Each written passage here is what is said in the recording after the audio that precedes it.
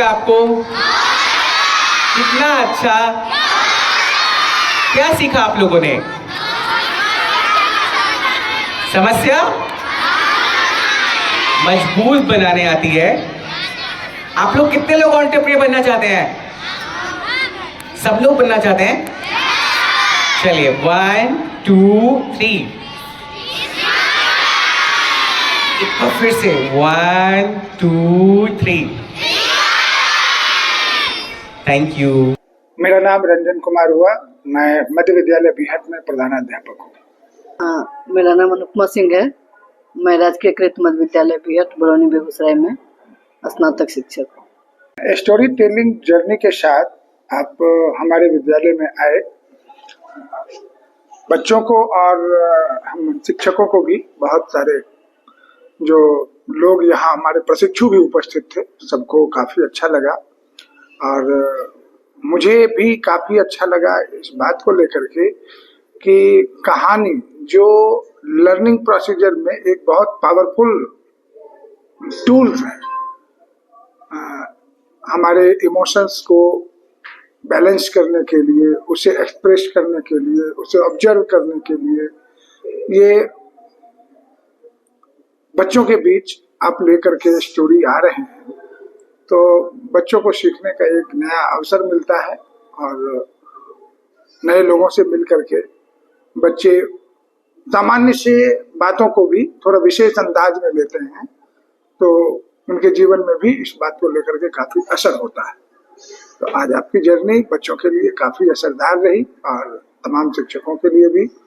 आपकी वॉइस अच्छी है, आपका प्रेजेंटेशन अच्छा है, आपका अपीयरेंस अच्छा है। आज के सेशन के बारे में तो मुझे सबसे अच्छी बात लगी कि आप बच्चों से कनेक्ट बहुत जल्दी हो गए। जनरली जब बाहर से गेस्ट आते हैं तो बच्चे उनके साथ घुल मिल नहीं पाते हैं, लेकिन आपकी आवाज़ बहुत अच्छी है, जैसा सभी लोग कहते हैं मैं भी कर रही हूँ।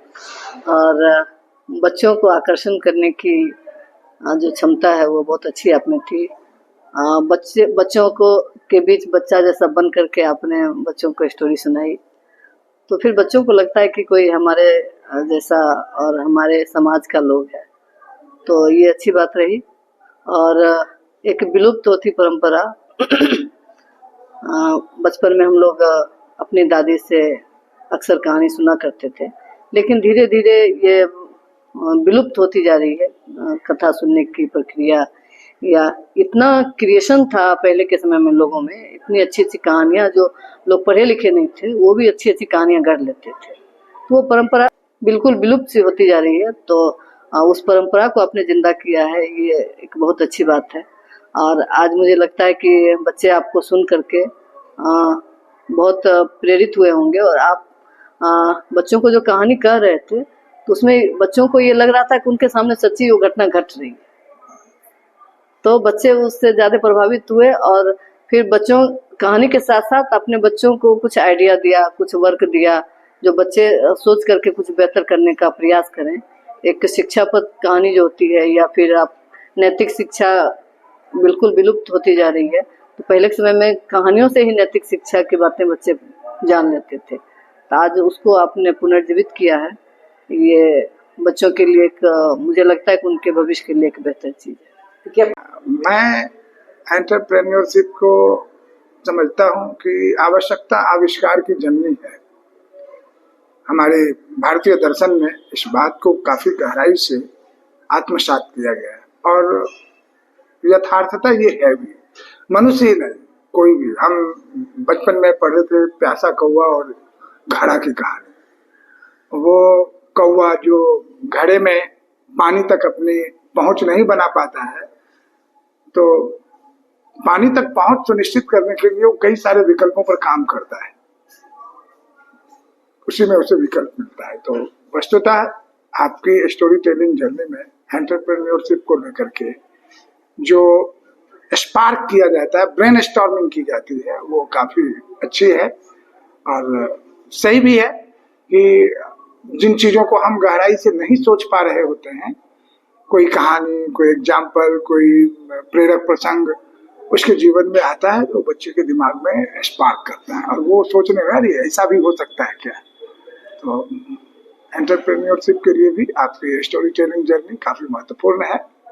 बच्चों को पढ़ाने के दौरान जो भी शिक्षक हैं या आप बच्चों को पढ़ाते हैं तो उनके साथ एक दोस्ताना संबंध होना चाहिए और बच्चों को ये लगे कि आप उनके लिए सोच रहे हैं और उनको आपसे प्यार बहुत ज़्यादा चाहिए। फिर वो आपकी बात को सुनेंगे भी, समझेंगे भी और उस बात पे वो चलने का भी प्रयास करेंगे। लेकिन एक सिर्फ शिक्षक जैसा वो हाव भाव दिखा करके हम बच्चों को नहीं पढ़ा सकते। बहुत ज्ञानी भी कोई व्यक्ति है लेकिन वो बहुत अच्छा शिक्षक नहीं हो सकता। लेकिन मुझे लगता है कि आप ज्ञानी तो हैं ही और आप बहुत अच्छे शिक्षक बच्चों के साथ, बच्चों को अगर आप पढ़ाएंगे तो एक अच्छे शिक्षक भी आप बनेंगे और बच्चे मित्र की तरह आपके साथ व्यवहार करेंगे और आपकी बातों को समझ करके वो बेहतर करने का प्रयास करेंगे। बदलाव एक लंबा सफर होता है। आज आपका फर्स्ट डे है, कुछ दिन ऑब्जर्व करेंगे और हम आपको इनवाइट करेंगे कि आप नेक्स्ट जर्नी में भी आए तो उस बदलाव को खुद फील कर सकेंगे। हाँ, हम ये आशा जरूर कर सकते हैं क्योंकि बच्चों की आंखों में जो हमने ऊर्जा देखी, जो उत्साह देखा, जो चमक देखी, तो लगता है कि कुछ बेहतर करेंगे। कुछ बच्चों ने पानी का एग्जाम्पल जो आपने दिया था कि वो ये पानी देख रहे हो, इसमें आयरन होता है, उसको फिल्टर करने के लिए जो भी अभी आरओ के सिस्टम वगैरह आए हैं वो सब कॉम्पिटेंट नहीं है। तो इस प्रॉब्लम को सॉल्यूट करने के लिए क्या आप काम करोगे? आपने कोई सॉल्यूशन नहीं बताया, उसके ब्रेन को आपने एक स्पार्किंग पॉइंट दिया। अब बच्चे सोचेंगे तो परिवर्तन तो तब दिखेगा जबकि कोई रास्ता वो तय कर लेंगे, कोई चीज हासिल कर लेंगे। आपने उसे आश्वस्त भी किया कि आप अगर कुछ ऐसा ढूंढ लेते हो तो आपके इनोवेशन में, आपके इन्वेंशन में इन्वेस्ट करने वाले लोग भी आपके पास चल के विद्यालय तक आएंगे। तो ठीक है, ऐसे ही सफर शुरू होता है, ऐसे ही कड़ियां जुड़ती है। मुझे तो लगता है बच्चों के अंदर जो आपने एक बीज डाल दिया है, अभी सारे बच्चे घर गए हैं तो वो आपकी चर्चा भी जरूर कर रहे होंगे, उस कहानी की चर्चा, और बहुत बच्चे तो उस कहानी को सुना भी रहे होंगे अपने छोटे भाई बहन या अपने घर में लोगों को, तो जरूर इसका फायदा होगा। यहाँ पर देखिए, सरकारी स्कूल का यहाँ नहीं, पूरे ऑल ओवर कंट्री में हम बात करेंगे क्योंकि भारत के जो शैक्षिक परिदृश्य में यहाँ पर आपका एंटरप्रेन्योरशिप भी है, एजुकेशन को भी कारोबार के रूप में देखा गया है और इसको भी लोग बिजनेस के रूप में लेके चल रहे हैं, जबकि शिक्षा को हम लोग नहीं समझते। शिक्षा के समझ में संबंध में हमारी समझ सीधी होती है कि ये समाज की, सरकार की नैतिक जिम्मेदारी है, इसे व्यवसाय के रूप में नहीं देखा जाना चाहिए। बावजूद इसका व्यवसायीकरण है तो उसमें हम ये देख रहे हैं कि सरकारी स्कूल जो है उसमें वंचित समुदाय के, दलित समुदाय के, विपन्न वर्ग के बच्चे ज्यादा रहते हैं, तो उनको उद्यमिता की, एंटरप्रेन्योरशिप की ज्यादा जरूरत भी रहती है आगे। तो उनको भी ये काफी लगेगा कि आगे चल के हम अपने परिवार की जरूरतों को, अपने निजी जरूरतों को पूरा करने के लिए एंटरप्रेन्योरशिप की ओर रुझान करें।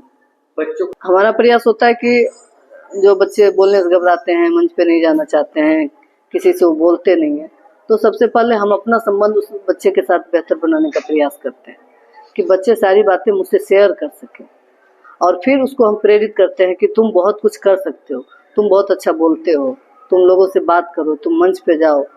तो धीरे धीरे बच्चों की झिझक, उसको एक दोस्तों के बीच पहले खड़ा करके बोलने का एक अभ्यास, फिर उसके क्लासरूम में उनको खड़ा करके बोलने का अभ्यास, और तब धीरे धीरे उसको बड़े मंच पर ले जाने का, उनका वीडियो बना लेना, फिर वीडियो को उनको सुनाना, देखो तुम कितना अच्छा बोलते हो, थोड़ा और प्रयास करोगे तो तुम बहुत अच्छा बोल सकते हो।